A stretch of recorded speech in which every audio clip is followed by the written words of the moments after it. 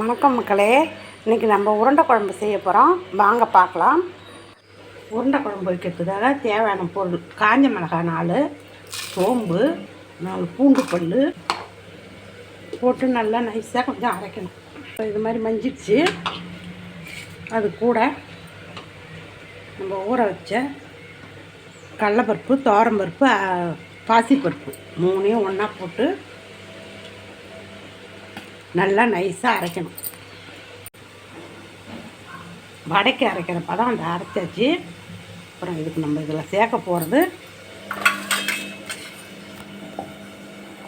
பெரிய வெங்காயம் 3, பொடியை கட் பண்ணது, கருவேப்பிலை 1 கொத்து கருவேப்பிலை நல்லா நைஸாக கிள்ளி போட்டுக்குங்க.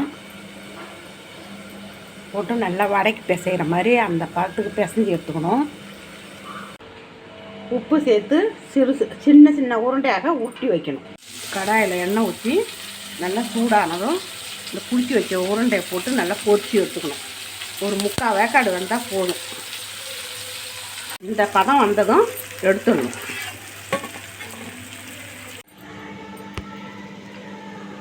இந்த மாதிரி உள்ளே கொஞ்சம் வேவாத இருக்கணும்.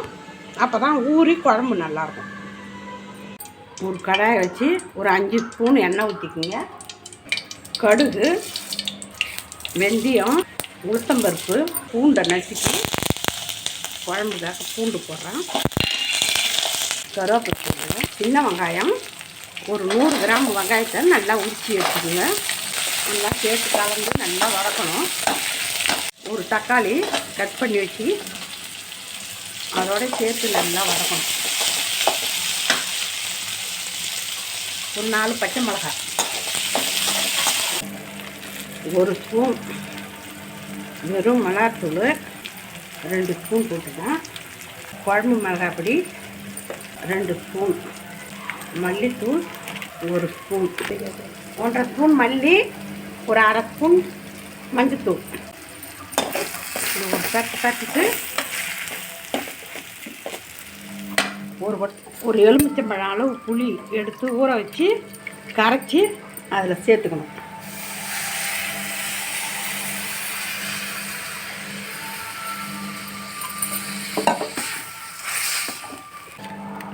தேவையான அளவு கல் உப்பு 2 ஸ்பூன் போட்டுக்கணும். இது கொஞ்சம் தண்ணியாக வைக்கணும். குழம்பு தண்ணியாக வச்சா தான் அந்த உருண்டையை போட்டால் குழம்பு கட்டி ஆகிடும். தேவையான அளவுக்கு கூட்டி வச்சு இது ஒரு 5 பேர் சாப்பிட்லாம். கொதி வந்துட்டுது. இந்த உருண்டையெல்லாம் அதில் சேர்த்துக்கலாம்.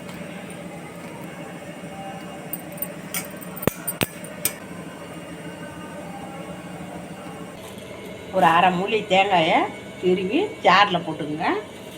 ஒரு 4-5 முந்திரி பருப்பு அதில் போட்டுக்குங்க. நல்லா நைஸாக அரைச்சி எடுத்துக்கணும். தேங்காய் நல்லா நைஸாக அந்த பதத்துக்கு அரைச்சிக்கணும். 2 நிமிஷம் கொதி வந்ததும் உருண்டையை போட்டு கொதி வந்ததும் தேங்காய் பாலை சேர்த்துடணும். சேர்த்து ஒரு 5 நிமிஷம் கொதிக்க வைக்கணும். நல்லா குழம்பு கொதிச்சுட்டு இந்த அளவுக்கு குழம்பு திக்காக வந்ததும் இறக்கிங்க. கொத்தமல்லி தழை போட்டு இறக்க, மல்லித்தழையை தூவி விட்டு உருண்டை குழம்பு ரெடி.